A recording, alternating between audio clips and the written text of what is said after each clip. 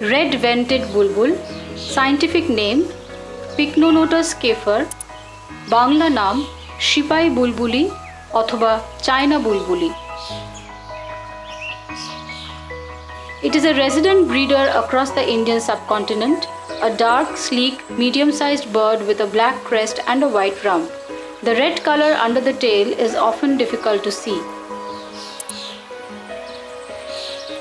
Often seen high in trees or perched on wires in urban and rural areas, generally prefers scrubby edge habitat instead of dense forest.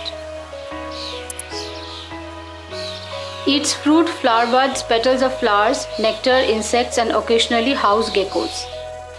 Least concern refers to abundant species widely distributed across countries.